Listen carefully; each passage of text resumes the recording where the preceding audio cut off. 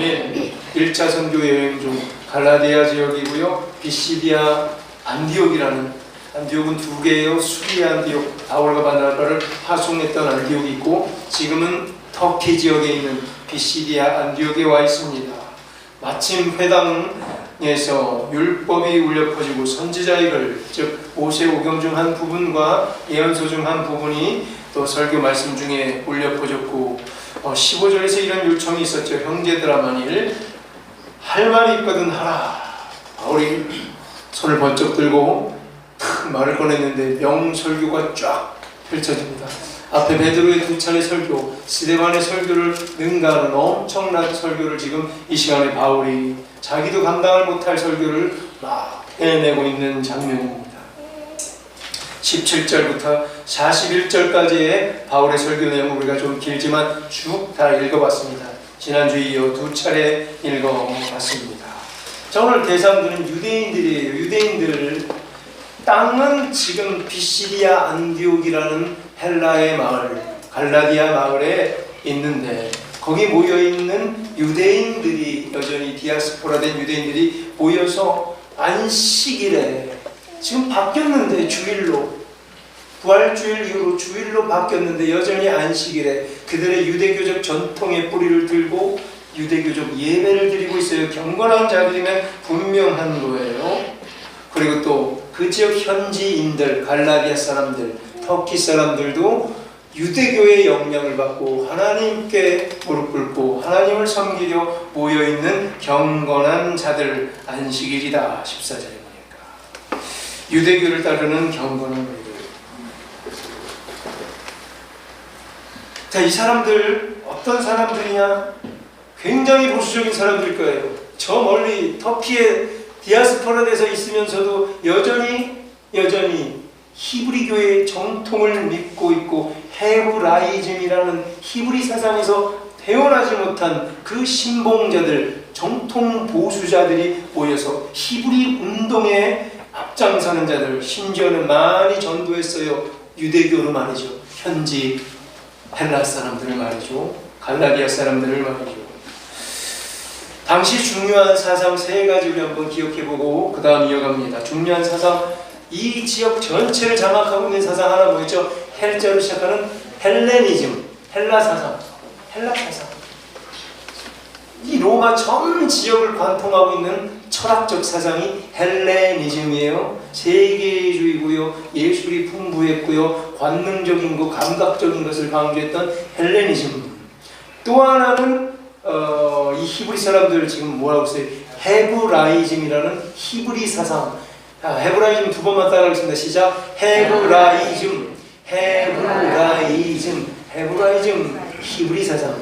마지막으로 지금 현재 무슨 로마의 사람들의 사상에 사로잡혀 있는, 특히 정치, 교육적인, 행정적인 면에서 로마 사람들의 철학 뭐죠? 로만티즘이라는 게 있어요. 이 세 가지, 헬레니즘, 헤브라이즘, 로맨티즘. 한 번만 더요. 헬레니즘, 헤브라이즘, 로만티즘. 잘하셨어요.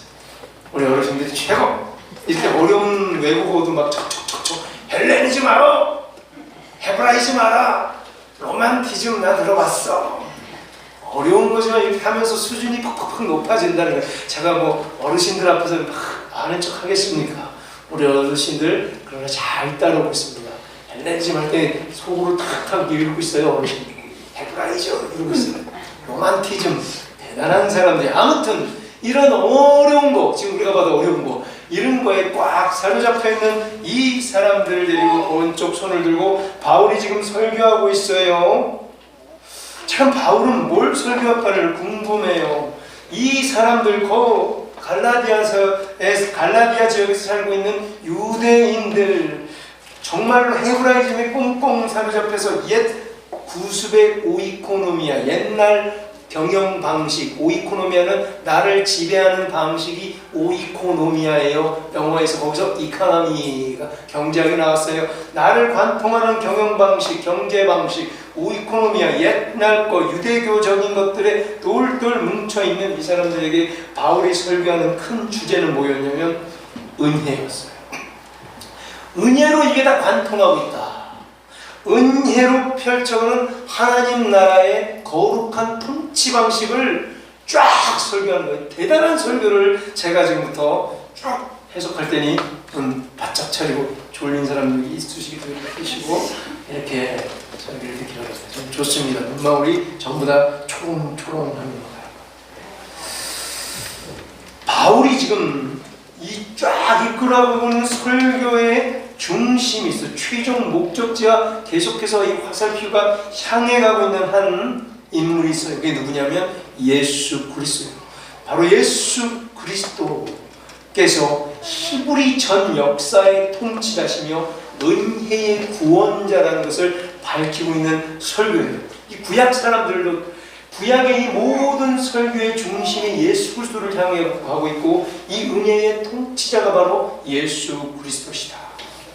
17절부터 보면 이제 쫙 설교가 시작되는데 출애굽 사건부터 바울은 딱 짚습니다. 450년간의 노예 생활, 광야까지 또 토탈 해가지고 가나안 땅에 들어가서 가나안 정복까지 마쳤을 때를 대략 450년이라는 또 바울이 400년, 430년, 450년 제가 이렇게 다양하게 이 비슷한 때를 다들 얘기를 하고 있습니다. 출애굽 광야 40년을 거쳐 가나안 땅으로 들어갔고 그 이후에 사사를 통해 통치했고 첫째 왕 그러나 패해졌던 사울이라는 베냐민 사람 왕, 그러나 왕은 누구를 잡으려고 했죠? 유대 사람들로 하여금 왕직을 세우고자 하는 하나님의 경륜이 있었어요. 다윗을 왕으로 세워 통치했죠. 22절에 바로 내 마음에 맞는 사람이라 내 뜻을 이루리라. 잠깐 여기서 점검해가면 하나님이 원하시는 사람이 사울은 아니래요. 하나님의 합한 자가 아니래요. 내 뜻을 이룰 자가 아니래요. 근데 다윗은 그래요. 다윗, 내 마음에 맞는 사람이라 내 뜻을 다 이루리라. 그가 누가요? 다윗이, 사울이 아니었던 거예요. 자, 하나님의 뜻이 이렇게 흘러가는 라인이 있는 거예요. 하나님의 뜻이 흘러가는 통로가 있는 거예요. 사울은 아니었고요, 다윗이라는 거예요. 흐름을 보자는 얘기예요. 23절에 이렇게 해석합니다. 다윗의 후손에서 이스라엘의 구주를 세웠도다. 그가 바로 예수 그리스도시다. 자, 여기까지 구약 성경을 쭉 관통하는 건데 굉장히 간단하게 가고 있죠. 이스라엘의 역사가 주관자가 누군가? 이스라엘 역사의 주관자가 누군가? 바로 예수 그리스도다라고 이렇게 모아가고 있어요. 타고난 방식을 지금 하고 있어요. 24절부터는 신약 성경으로 넘어갑니다. 즉 마지막 구약 선지자, 최초의 신약 선지자인 세례 요한을 설명합니다. 광야에서 외치는 자의 사역이 있었다. 그가 뭘 외쳤냐면 하나님께서 구원의 말씀을 보내셨대요. 26절 말씀을 보내셨대요. 근데 그 말씀은 구원의 말씀이에요. 누구예요? 하나님께서 보내신 구원의 말씀이 누굽니까? 예수 그리스도시죠. 계속 예수 그리스도를 향해 가고 있어요. 구약의 예언을 성취해야 했기에 예루살렘에 사는 관리들, 그 사람들 심지어는 달달달달 외우고 있는데도 구약 성경을 깨닫지 못하고 있어요. 구약의 말씀을, 구원의 말씀을 보내주셨는데, 예언 따라 오셨던 구원의 말씀을 보내주셨는데 로고스를 깨닫지 못하고, 로고스가 왔는데 태초부터 있었던 태초의 말씀이 계시니라. 그 말씀이 예수 그리스도시라. 그가 직접 오셨는데, 로고스가 오셨는데 깨닫지 못하고 그를 죽였다.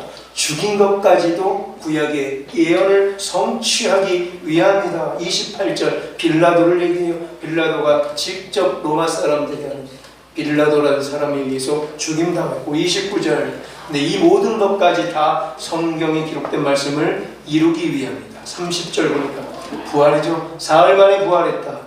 그리고 증인들 앞에 보여졌다. 33절 바로 너는 내 아들이라. 시편 2편에 말씀했던 오늘날 내가 너를 낳았더라. 그가 누군가? 예수 그리스도라고. 시편 2편을 이렇게 연결을 지어 오늘날 내가 너를 낳았더라. 이거를 예수 그리스도가 그라. 너는 내 아들이라. 34절에 죽은 자 가운데 일으키셔 세우신 분, 즉 유대인들이 믿는 같은 하나님의 약속의 성취다. 자, 지금까지 이 예수 그리스도는 누구냐? 구약 시절에 당신들, 오늘 설교 듣는 이 보수자들, 외국에까지 나와서 안식일에 히브리식 유대교 예배를 드리고 있는 당신들이 믿는 하나님과 같은 하나님이 바로 예수 그리스도다. 그의 약속의 성취시고 구약의 약속대로 오신 메시아다. 이게 되게 중요해요. 그들에게 있어서. 구약과의 연결성이 지금 보이시죠? 동떨어진 그리스도를 설득하는 것이 아니라 그가 바로 구약의 약속대로 오신 메시아다. 당신들이 잘 알고 있지 않는가? 이렇게 하는 방식. 그럼 뭐죠? 복음이라는 걸로 복음에 대한 예언성을 설명해요. 복음이 뚝 떨어져서 신약에 온 게 아니라 구약에 이미 다 예언된 게 이 복음이다. 또 복음에 뭐예요? 역사성을 설명해요. 단절됐다 갑자기 드러난 게 아니라 역사적 깊이가 있는 바로 당신들이 너무나 잘 아는 모든 역사의 증거가 복음이다. 또 복음 갖고 뭐래요? 연결하고 있죠. 구약과 신약을 연결하고 있어요. 복음의 연결성이에요. 그리고 하나로 통일되고 있죠. 예수 그리스도로 복음의 통일성이에요. 정리합시다. 복음의 뭐예요? 예언성, 복음의 역사성, 복음의 연결성, 복음의 통일성. 거기서 이렇게 적어놓으면 기가 막히겠죠. 뭐라고요? 복음의 예언성이, 복음의 역사성, 복음이 연결되는 연결성, 예수 그리스도로 통일되는 복음의 통일성을 사도 바울이 이 짧은 순간에 설교하고 있는 거예요. 이게 엄청난 설교예요. 베드로는 이렇게 못했어요. 스데반도 이렇게 못했어요. 지금 누가요? 바울이 이렇게 하고 있는 거예요. 이 바울의 위대한 설교를 여러분들은 지금 보고 있는 거예요. 그 모든 것을 은혜로 펼쳐가는 거룩한 통치가 방금 예언성과 역사성과 연결성과 통일성을 통해서 거룩한 통치를 하나님께서 이루시다. 예수 그리스도를 힘입어 38절입니다. 이제 강조하고 있는 거예요. 엔딩 때. 죄 사함을 너희에게 전하고자 한다. 히브리 사람들이야. 이 갈라디아 지역 피시디아 안디옥까지 피난 나와 있는 유대 사람들, 히브리 사람들아, 이 사람들아, 38절에 예수 그리스도를 힘입어 죄 사함을 너희에게 내가 전하고자 지금 설교합니다. 뭐라고요? 죄 사함을 전한다. 되게 중요한 거죠. 매 예배 때마다 이 죄 사함을 이겨내야 돼요. 그래야 예배예요. 구약 제사 왜 드렸어요? 뭐 때문에? 죄 사해 보려고. 수많은 짐승 왜 죽였어요? 피를 왜 뿌렸어요? 왜? 죄 사해 보려고. 그래서 죄 사함이 중요하다. 39절에 죄 사함의 방식을 설명해요. 죄 사함의 방식은 어때요? 율법을 지킴으로 죄 사함 받나요? 아니죠. 죄 사함의 방식이 뭐래요? 믿는 자마다 의롭다 하심을 얻는 방식. 죄 사함의 방식은 뭐라고요? 믿는 자마다 의롭다 하심을 여김받는 방식. 이게 죄 사함의 방식. 자, 이게 지금 하이라이트예요. 지금까지 이런 설교가 없었어요. 제 설교 말고요. 베드로의 설교와 스데반의 설교와 지금까지 이런 설교 없었는데 갑자기 지금 너무나 감옥스러운 이 엄청난 설교가 바울의 입에서 나오고 있는 거예요. 역시 바울이에요. 설교쟁이 바울이에요. 설교가 바울이에요. 그래서 바울 이후에 지금 나왔던 이 갈라디아에서 펼쳤던 설교를 중심으로 수많은 편지들을 쓰는 거예요. 갈라디아서뿐만 아니라 로마서뿐만 아니라 에베소서 등등의 편지들을 쫙 쓰고 있는 거예요. 오늘 그게 이 장면이 초석이에요. 바울 신학의 초석. 바울 신학의 초석이 오늘 이 장면이라. 죄 사함의 방식은 믿는 자마다 의롭다 하심을 얻는 방식. 굉장히 중요한 게 지금 39절인데 마지막으로 41절에 당신들아 도무지 믿지 못할 일이라 멸시하겠는가. 멸망받지 말고 믿고 영접하여 구원받으라. 히브리 사람들이 지금 놀라고 있는 눈치예요. 보수적인 이 유대인들, 여전히 안식일에 유대교 예배를 드리고 있는 자들, 여전히 구약에 있는 이들, 율법 갖고 예배 드리고 있는 이들에게 도무지 믿지 못할 일이라 멸시해도 좋다. 멸망받지 않으려면 믿고 영접하여 구원받으라. 41절에 바울이 이러고 있는 거예요. 얼마나 멋지고 통쾌한 설교인지. 자, 지금까지 간단하게 제가 설교의 내용을 쭉 훑어봤는데, 자, 이제 해석해 드리겠습니다. 오늘 바울의 설교를 듣고 있는 사람들이 누구라고 하세요? 첫째는 오늘 히브리 사람들, 이스라엘 사람들이에요. 유대인들. 둘째는 누구였어요? 현지 이방인들, 헬라 사람들, 갈라디아 사람들. 그 중에는 어떤 사람들? 하나님을 너무나 경외하고 있는 사람들. 자, 모두들, 여기 있는 모든 사람들은 일단 헬라적 근원을 갖고 있는 자들이었어요. 어디 살든 누구든, 로마 사람들은 헬라 사람이든 히브리 사람이든 전부 뭐예요? 헬라 사상에 심취해 있는 사람들이었어요. 동시에 로마 사람들의 특별한 행정체계에 익숙한 사람들이라고 했어요. 그리고는 특히 누구들? 히브리 보수파, 하나님을 경외하는 유대인들, 여전히 안식일 지키는 자들. 자, 어떻습니까? 이런 사람들을 대상으로 설교한 바울의 설교 내용을 간단하게 내가 쫙 훑어드렸는데요. 자, 지금 이 세 파가 있어요. 로마파, 행정 자체가, 헬라파, 히브리파. 이 중에 바울은 지금 뭐라고 했죠? 충돌을 다 피해가요. 자, 통일성과 연결성을 강조했죠. 바울이 대단한 게 누구 하나 삐지게 안 만들어요. 이 설교를 두고 누구 하나 어휴 이런 게 어딨어, 헬라 사람들이 들이댈 수 있었겠고요, 히브리 사람들이 그게 말이 됩니까 할 수도 있었겠고, 로마의 행정가들이 로마적으로 저게 지금 뭐하고 있는가, 이거를 다 비껴가면서 이거를 두루관통하고 있는 장면을 우리가 지금 보고 있는 거예요. 놀랄만한 장면인 거예요. 예를 들면 헤브라이즘, 히브리 사람들의 사상과 헬레니즘, 헬라 사상 충돌에 대해서 이야기를 설교하고 있죠. 이 충돌을 야기시키지 않고 있어요. 또 헬레니즘 사람, 이 전체 헬라 사상이라고 했죠. 이 사람들이 헤브라이즘, 히브리 사람들을 비판하는 것을 그럴만해요. 사도 스데반은 막 비판했죠. 유대인들을 막 비판했어요. 목이 모든 자들 하면서 비판했었어요. 그래서 돌 맞아 죽었어요. 바울은 그것까지 다 피해가요. 어떻게 보면 헬레니즘 위치에서 헤브라이즘을 막 공격해가면서 새로운 종교다, 이게 새로운 종교다, 옛것은 지나갔다, 막 이렇게 안 해요. 그렇다고 해서 구약 성경을 막 들이대면서 전통적인 보수 색채를 해서 유대교 편 만드는 것도 아니에요. 구약을 관통하게 하지만 관점이 있었죠. 그 관점이 예수 그리스도의 후손으로서, 다윗의 후손으로서의 예수 그리스도의 포커싱 되고 있으면서 모아 같은 거죠. 자, 바울은 뭐였어요? 결국 역사의식을 바탕으로 해서 연결성과 통일성을 추구했다고 했어요. 그래서 이것을 하나님께서 은혜로 펼쳐가는 약속의 성취의 측면, 은혜를 주제로 펼쳐가는 하나님의 이 방향성을 바울은 지금 설교하고 있는 거예요. 자, 여기까지 좀 어려웠을 수 있는데 이제 쉬어드립니다. 자, 오늘 본문에서 바울의 설교는 이전에 스테판 설교와는 매우 비슷해요. 쫙 전체적인 틀은. 근데 엄청난 차이도 지금 있다고 했습니다.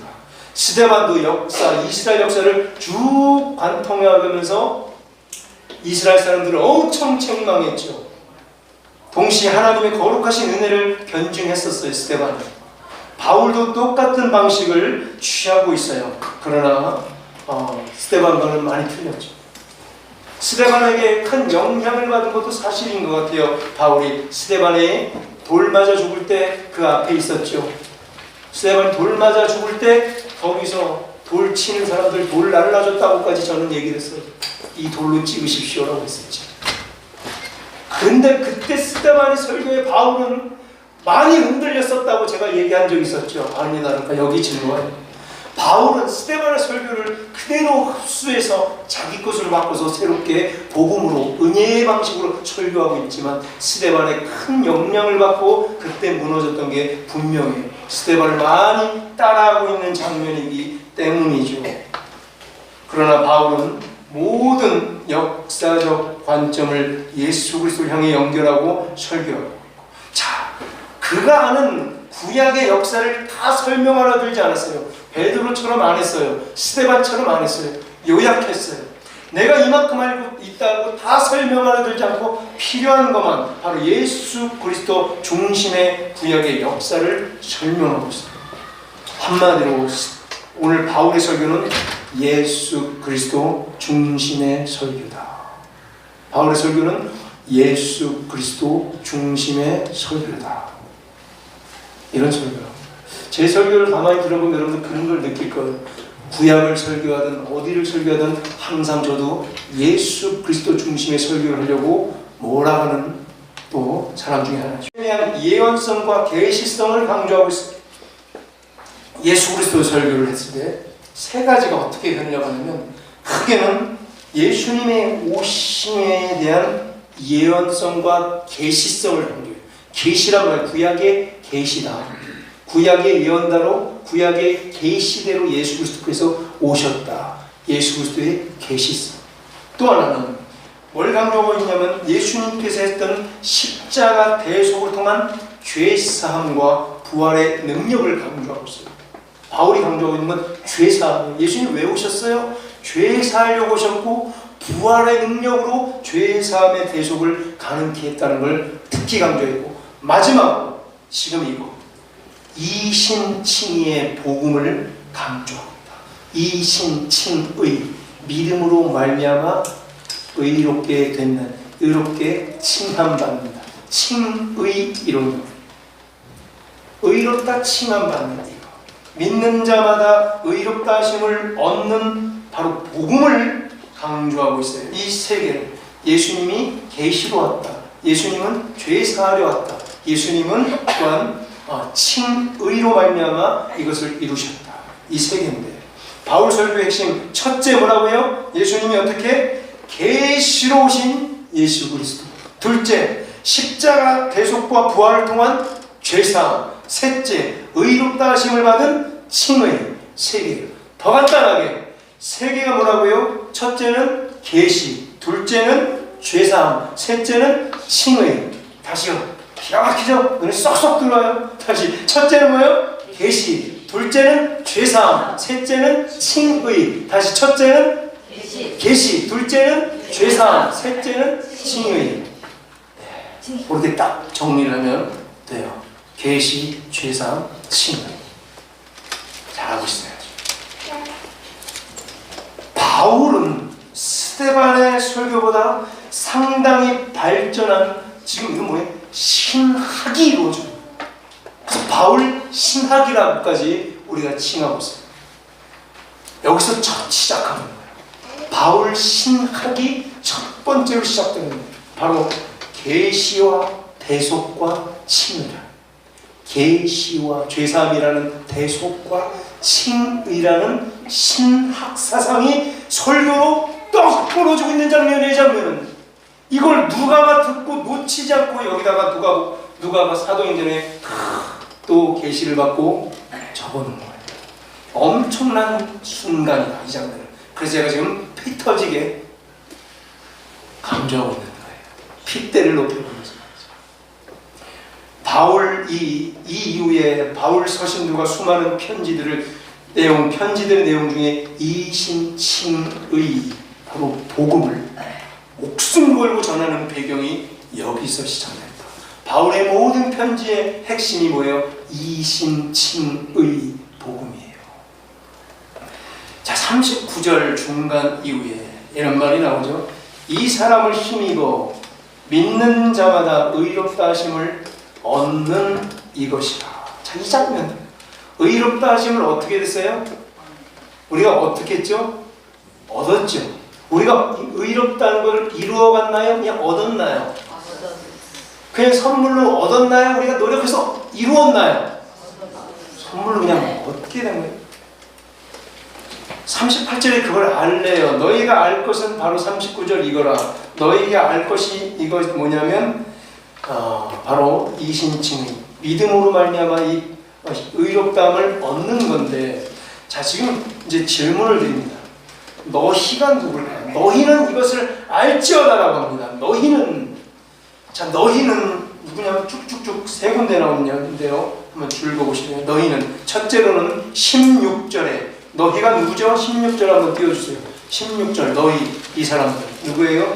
이스라엘 사람들과 및 하나님을 경외하는 사람들아, 이렇게 세 번 불러요. 바울이 전체 설교에서 세 번 목나 불러요. 16절에 첫째로 너희는 누구였냐면 이스라엘 사람들, 유대 사람들이었죠. 또 및 하나님을 경외하는 사람들아, 정확했죠? 여기 모여있던 이방인들 중에 하나님을 경외하는 자들, 즉 지금 구약에 빠져서 헤브라이즘에 빠져서 여전히 유대교 안식일날 예배드리고 왔던 사람들, 이 사람들 배척하지 않고 이 사람들 다 어떻게 해요? 끌어모아서 같은 하나님을 믿는 사람들이라.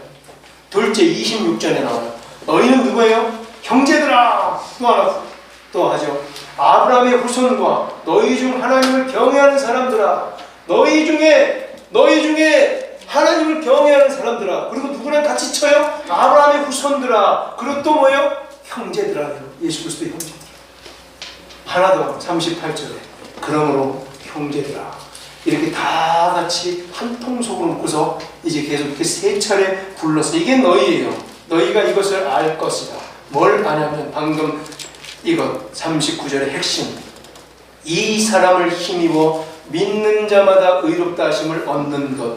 믿는 자마다 의롭다 하심을 얻는 것을 뭐라고 그랬어요? 이신칭의예요.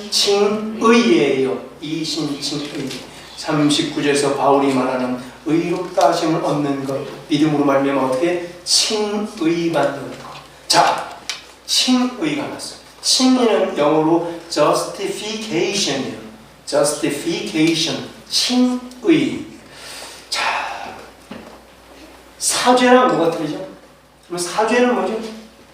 사죄랑 틀려요. 이 칭의는 의롭다, 의롭게 되다. 헬라어로 디카이오시네라고 해서 디카이오시네. 의인데 의롭게 된 의, 칭의. 원래 내가 있던 의가 아니라 하나님의 의. 죄인인데 의인이 된 의, 디카이오시네라는 뜻입니다.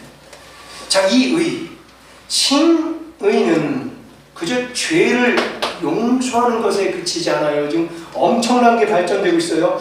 자, 중생과도 달라요. 중생, 거듭남, 리제너레이션, 다시 태어난 것. 제너레이트 됐는데 어떻게 해요? 리제너레이션, 재생된 거예요. 다시 태어났어요. 거듭났어요. 이걸 뭐라고 불러요? 중생이죠. 거듭나다 뭐라고 불러요? 중생. 거듭났다, 중생이에요. 중생은 뭐예요? 중생과 칭의의 차이는 뭐예요? 자, 이제 갑자기 이걸 여러분들 아셔야 돼요. 중생은 철저히 누구 입장이에요? 중생은 나의 입장이에요.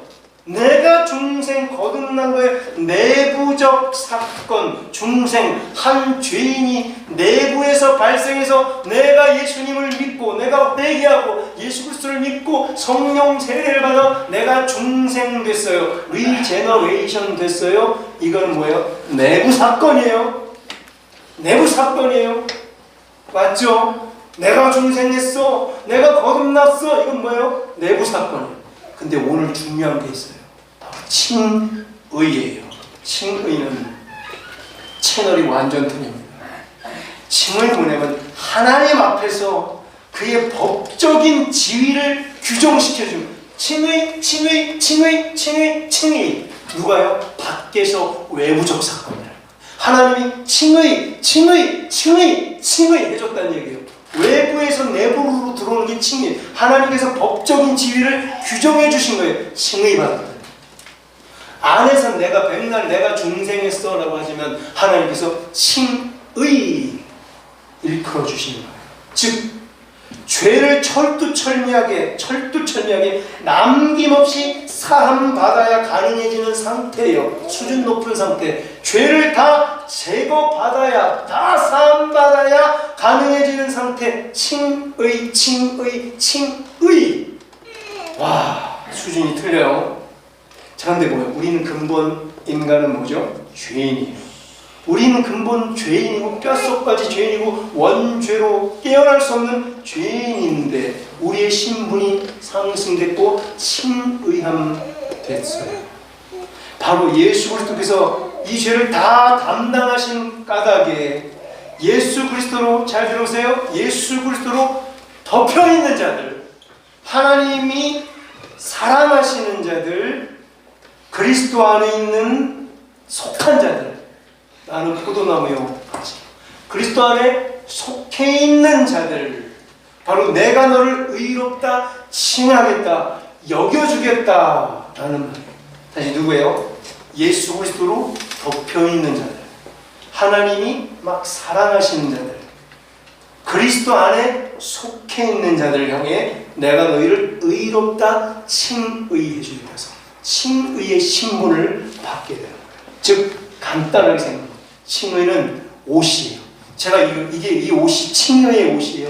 제가 이걸 입으면 칭의의 옷이 된다는 얘기예요. 그냥 입으면 되는 거예요. 그럼 뭐예요? 의롭다고 여겨주는 거예요. 다 감춰주는 거예요. 이게 칭의의 심이요. 외부에서 내부로 오는 거예요. 내가 중생받는 게 아니라 칭의로 신부를 여겨주는 거. 즉 내적으로 백날 난 부족한 죄인이고 쓸모없는 인간이야 할지라도 이 옷을 입으면, 칭의의 옷을 입은 자가 되면 외부적으로는 신분이 바뀌어버린 거예요.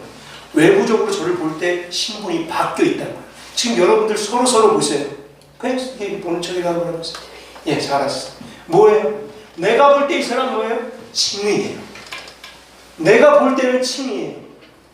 서로 보면 서로 칭의 됐어요. 옷 입고 있잖아요. 예수님께 속한 자로서 예수 그리스도에게 덮임받은 이 옷을 입고 있어요. 칭의예요. 근데 내 스스로는 뭐예요? 중생이에요. 내 스스로는 거듭남이고요. 내 스스로는 중생인데 옆에서 우리가 볼 때는 이 사람들 다 뭐예요? 칭의로 봐야 되는 거예요. 이제 조금 이해가 됐지요. 법적 지위가 바뀌었고 신분이 바뀌었어요. 그래서 어떻게 해요? 아무도 나를 정죄할 수 없어요. 이거는 철칙이에요. 감히 누가 옆에서 나를 정죄할 수 없어요. 나는 머리 벗기 때문에 칭의, 정죄할 수 없는 생명과 성령의 법에서 그 누구도 나를, 예수 그리스도 이 안에 있는 자를 정죄할 수 없나니 정죄해서는 안 돼요. 칭의의 옷을 입어서 신분이 바뀌었기 때문에, 법적 지위가 바뀌었기 때문에, 누구에서? 죄인에서, 죄인 중 괴수에서 지위가 바뀌었어요. 법적으로 사면당했어요. 그래서 아무도 정죄할 수 없다. 누구를? 칭의의 옷을 입은 자들. 그런 옷을 입었기 때문에. 자, 이제 마무리합니다. 자, 여러분들 어디서 옷을 새로 샀다고 칩시다. 하얀색 옷이라고 칩시다. 흰색 옷인데 너무 예뻐서 우리 여자분들 드레스를 하나 샀어요. 옷을 입었어요. 그럼 어떡하실 거예요? 이 옷을 입었어요. 막 짜장면 튀기게 먹을 거예요? 김치찌개 막 또 먹을 거예요? 깨끗한 옷을, 아주 좋은 옷을 사 입었어요. 지금 막 뒹굴 거예요? 이 옷 입고 막 축구하고 배구 할 거예요? 어떡해요? 내 몸을 돌보죠. 감싸죠. 살피죠. 막 굴러먹을 거예요. 이제 이 옷을 입었기 때문에 이제 어떻게 돼요? 나는 막 굴러먹게 돼요. 예전처럼 껄렁껄렁하게 막 굴러먹어요. 내가 말이야 예전에 옛사람 막 들이대요. 새로운 옷을 입었는데 옛사람은 어떻게 해야 돼요? 감추고 죽여야 돼요. 막 굴러먹지 않아요. 왜? 새 옷 사 입은 사람 알잖아요. 오늘 혹시 새 옷 사 입은 사람 있어요? 막 굴러먹지 않죠. 세탁이라도 제가 세탁 막 해가지고 새로 입고 왔어요. 여러분 괜히 뭐 묻을까봐 또 튀길까봐 괜히 그래요. 새 옷을 입으면 칭의가 그거예요. 칭의를 입은 순간 우리는 옛사람처럼 막 굴러먹지 않게 돼요. 신분이 상승했기 때문에. 옷이 사람을 만들어줘요. 구두가 갈 길을 인도해 주죠. 작업복, 작업화, 막 작업화를, 장화를 신으면 어디로 가요? 장화를 신으면 청소하러 가거나 새우젓당 들어가죠. 그러나 예쁜 구두를 신으면 어디로 가요? 레스토랑에 가거나 무도회와 극장에 가겠죠. 마찬가지입니다. 뭘 입고 있는가 내가 지금. 우리는 뭘 입고 있어요? 칭의의 옷을 입고 있어서 신분이 상승했다는 거예요. 아무데나 막 더러운 데 가서 비비고 주저앉으려 사람은 아무도 없다는 거예요. 옷만 입어도 바뀌어요. 한 창녀가 있다고 칩시다. 자포자기에서 이 생활 지긋지긋해서 죽음의 기로에 있던 사람, 근데 한 사람을 만났고 한 거룩한 이가 그를 건져줬고 손 내밀어줬고 심지어 그를 사랑했고 심지어 결혼까지 했어요. 한 가정을 예쁘게 이뤘어요. 근데 옛날에 창녀였어요. 근데 이 여인은 어떡할 거예요? 거룩한 옷을 다 입어버렸어. 나를 너무나 사랑해줘요. 그럼 마구잡이로 막 옛사람처럼 아우 말이야 내가 왕년의 말이 하면서 옛사람으로 막 뒹굴어 먹을 거야? 그러지 않는다. 자신을 지킨다. 이전의 창녀의 시절로 돌아가려 하지 않을 거예요. 왜죠? 고결한 생활의 가치를 알았기 때문에. 나도 고결해지는 거죠. 그 사람이 나를 존중해주고 존대해주고 문 열어주고 팔짱 껴주고 좋은 것 사주고 예쁜 신발 사주고 늘 사랑해주고. 그런데 막 굴러먹을 거예요? 안 그래진다는 얘기예요. 왜요? 옛사람은 막 아우 막 옛날의 습성이 나오려고 그러지만 무슨 옷을 입었고요. 내한테 그 옷을 입혀준 사람이 나를 지극정성으로 대해주고 있고 나를 내 신분을 이렇게 상승시켜줘요. 그럼 막 굴러먹을 수가 없다는 얘기예요. 우리가 그거예요. 우리 그리스도인들이 뭐예요? 칭의의 옷을 입는 순간 우리는 더 이상 옛사람으로서 막 굴러먹어서는 안 되는 거예요. 우리 스스로 신분이 여기 있다가 이렇게 된 자로 나도 모르게 바뀐 거예요. 아, 내가 이제 시몬이 아니라 내가 누구나 베드로라 바뀐 거예요. 내가 야곱이 아니라 내가 누구나 이스라엘이라. 내가 아브람이 아니라 아브라함이구나. 내가 사레가 아니라 사라구나. 이거를 아는 순간 신분이 바뀌고 스스로를 규모 있게 갖고 검증하고 점검하게 되고 그러한 사람답게 그 옷을 입은 자격에 맞게 내가 변한다는 얘기예요. 그래서 칭의는 위대한 거예요. 중생은 나 내부적으로 내가 살았다. 휴 살았다지만 칭의의 옷을 입는 순간 나는 변하게 되는 거예요. 우리 스스로 중생만 강조하니까 안 되는 거예요. 근데 하나님께서 칭의의 옷을 입혀줬어요. 이제 어떻게 살 거예요? 막 불러먹을 거예요? 옛날 성질 다 부리면서 살 거예요? 칭의의 옷을 입었기 때문에 거기에 걸맞는 자가 되는 거예요. 자신의 신분과 고귀성을 남들이 다 쳐다봤다고 했죠. 쳐다보면 뭐가 보여요? 칭의가 보여야 돼요. 존경해주는 거예요. 사랑해주는 거예요. 그 가치를 내가 알았기 때문에 옛 모습으로 결코 돌아가지 않으리 결심하는 거예요. 물론 내 안에는 뭐예요? 내 속에는 이 죄인이고 옛 습성을 너무나 잘 알아요. 이 옛자가 쓴 뿌리로 여기 안에 다 있는 거 있어요. 다 있어요. 그러나 칭의가 너무 강하게 이것을 감춰. 이게 칭의의 기적. 이제 칭의의 기적을 누리면 그 신분답게 그리스도의 신부라는 신분을 주시고 하나님의 아들, 딸이라는 자녀라는 신분답게 권세를 누려가며 아름답게 살아가는 우리 모두 되기를 간절히 축원합니다.